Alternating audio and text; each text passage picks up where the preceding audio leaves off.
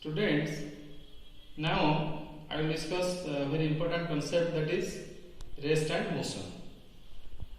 What is rest? What is motion? Suppose in your day-to-day life you are getting number of examples. An object is placed on the table. A book is placed on the table. A mobile is placed on the table. You will say it is at rest. Suppose a person sitting in a bus and the bus is moving, and you will say the person is not moving or person is moving. You will say the bus is going on the road, so it is moving. A cyclist is going on the road, you will say the cyclist is moving. Train is moving, aeroplane is moving. So all are in motion. A book is on the table, you will say it is at rest, it is not moving. Book is on the shelf, so you will say it is at rest. Any object which is not moving, you will say it is at rest. But the meaning of rest and motion is something different. Then what is rest? What is motion? Suppose I will give one example. Suppose in a bus, two persons are moving. Two persons are there sitting face to face. Here one seat, here one seat. Two persons are sitting. Bus is moving. The person who is standing on the road, what the person is observing? The bus is moving. So both the persons are moving. But those two persons sitting inside the bus, what they are observing? They are not moving with respect to each other. That means with respect to each other, they are not moving. They are at rest. So, at the same time, when one person is moving with respect to one person, at rest with respect to another person. So, we can define rest and motion in different ways. Then what is rest? A body is said to be at rest if it does not change its position with respect to its immediate surroundings. That means here surroundings is a factor. The person who is standing outside, he is observing the bus is moving, the person is moving. But the person which is sitting inside, what he is observing? At the same place, the person is sitting. He is not at rest with respect to the outside observer, and he is at rest with respect to the inside observer. So, a body is said to be at rest when its position does not change with respect to its immediate surroundings. So, surrounding is very important. Then what is motion? So, the bus is moving, you will say the bus is in the state of motion. That means it is changing its position. If the body changes its position with respect to its immediate surroundings, it is said to be at motion. The book is on the table. It is at rest because it is not changing its position with respect to its immediate surroundings. But you cannot get a body which is absolutely at rest.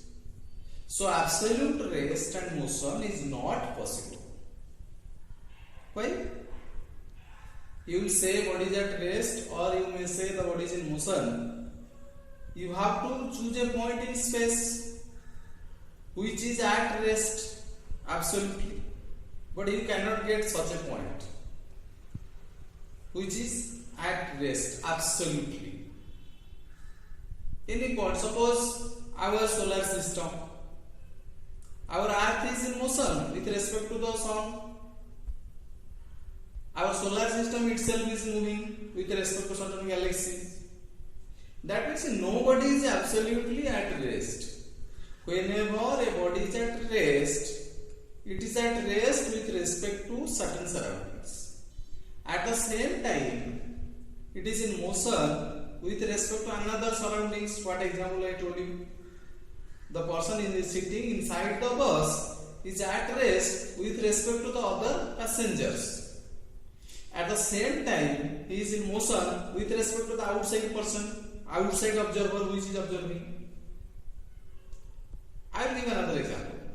Suppose two cyclists are going on a straight road in the same direction with the same speed. With respect to each other, they are at rest. But with respect to the another observer which is standing outside some other point, he is observing both are moving. That means at the same time they are in motion as well as at rest. That means when observers are different, then they may be in motion, they may be at rest. So rest and motion, it is said that rest and motion are relative. Absolute rest and motion is not possible. Suppose we are sitting here or I am standing here. I am at rest with respect to this room, but at the same time I am in motion. How? Suppose one person is standing or outside earth and he is observing me through a telescope. But he is observing. I am also in motion, not at rest, because earth itself is moving. Earth is having both a rotational motion and a revolution. It is rotating around its own axis and also revolving around the sun. So, where I am 5 minutes before, now not there, 1000 kilometers away from there. That means we are always in the state of motion. So that's why it is said that rest and motion are relative. Absolute rest and absolute motion is not possible. You can get many examples based on that. I will give now another concept of point object. What is a point object? You know what is a point in geometry? Point means just a point. I put a mark on the marker here, that is a point. If you take a chalk and put a mark, that is a point. You take a pen and put on the paper, that is a point. Point means negligible dimension. That means suppose in a map you are locating a point, a place. The place is marked as a point. Then point means it is very small. It is a dimensionless. Very small size. Then what is a point object? How the point object will have a negligible dimension? A point object, a object will be a point object provided in case of motion the distance traveled is very large in comparison to its size. If you are considering the motion of Earth in solar system with respect to Sun, you can consider Earth as a point object. Suppose a train is moving and after covering a number of kilometers from one station to other, it may be considered as a point object. Why point object? Because the size of or the distance traveled, size of the train is very small in comparison to the distance traveled. Suppose the distance traveled is 50 km. Then what is the length of the train? It is very small in comparison to the distance traveled. So that's why it can be considered as a point object. Similarly, number of examples can be taken for point object. Because in physics, suppose you are calculating the force between two objects. So in that case, you are taking the distance between their centers. and both the objects are considered as point objects, and you consider that the whole mass of the object is supposed to be concentrated at its center. Whole mass is concentrated there itself, so it can be considered as point objects. Similarly, in electricity, you will say it is a point charge. The size of the charge is very small. So this is the concept of point object. Now I will tell you about the different types of motion. That means in mechanics, the motion may be in one dimension, the motion may be in two dimension, and motion may be three dimension. What is motion in one dimension?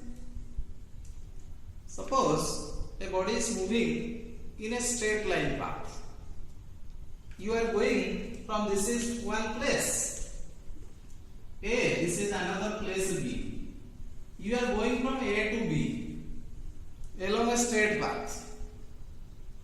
Suppose I want to locate its position.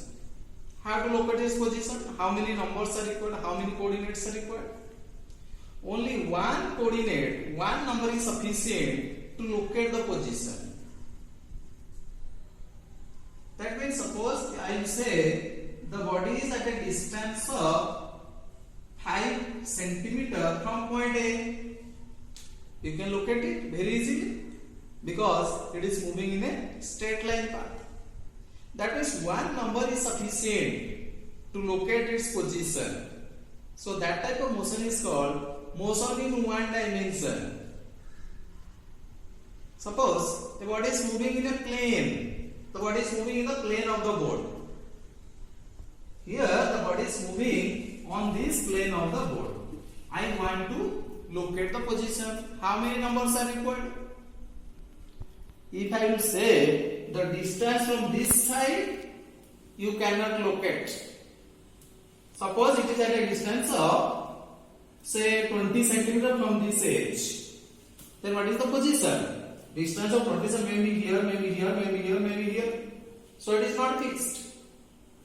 If now I will set two numbers, distance from this edge, distance from that edge, you can locate it. So minimum two numbers, two values, they are called more specifically coordinates required to present to locate the position. So this type of motion is called motion in two dimension. Motion in plane, the example of motion in two dimension. Motion in a circle, the body is moving in a circular path. That is an example of motion in plane. Then this is an example of motion in two dimension. Then another type of motion, suppose a mosquito is flying in this room. I want to locate the position. How can I locate? So I suppose distance from this wall given, that wall given, you cannot locate. This may be here, maybe here, maybe here, maybe here, somewhere. So distance location is not fixed. So if now three numbers are provided, distance from this wall, distance from this wall, and distance from the ground, then you can locate it. So here three numbers are required minimum to locate its position. So this type of motion is called motion in three dimension. So first one, motion in one dimension. So only one coordinate is required to locate the position. Second one, motion in two dimension. Minimum two coordinates are required to locate the position. Then motion in three dimension. Minimum three coordinates are required to locate the position. That means if you want to locate a point in plane, you might have studied about the graph. If you want to locate the position, how to locate? Suppose this is called a coordinate system. Coordinate system means you take a two axes, x axis, y axis. This is a plane. Having two axes, And suppose if you want to study something, you have to choose a coordinate system with a fixed origin or a fixed reference point. You want to measure the distance. A reference point is required. You want to measure the distance of one city. How much away, how many kilometers away from your place. So you have to choose a reference point. Your place may be the reference point. You want to measure distance of Delhi, distance of Bhubaneswar. So how to measure? From where you measure? You have to choose a reference point. That point is called origin. So here, this is the origin. If I consider motion in plane, only two axes are there. One x-axis, y-axis. If you want to locate a point, two coordinates are there. Distance from this one, distance from this axis. Distance from y-axis, suppose this is 5, this is 3. So I can write 5, 3. To locate a point in plane, we need 2 points, 2 numbers required. If you want to locate a point in space, 3 coordinates are required. These are called coordinates. Minimum 2 numbers are required to represent a point in plane. Minimum 3 coordinates are required to represent a point in space. So, in one-dimensional motion, only one coordinate changes. Suppose the body is moving along x-axis. So, only x coordinate will change. If it is moving along y-axis, only y coordinates will change. So, in 3 dimensions, another axis will be there. It may be z-axis. So, in motion in straight line, only one of the coordinate changes. In motion in plane, out of 3 position coordinates, 2 coordinates changes. If it is moving in xy plane. So, xy coordinate, x coordinate changes, y coordinate changes, z coordinate will not change. If a body is moving in space, all these 3 coordinate changes. That is called motion in 3 dimensions. So, I have discussed 3 types of motion. Motion in 1 dimension, motion in 2 dimension, and motion in 3 dimensions.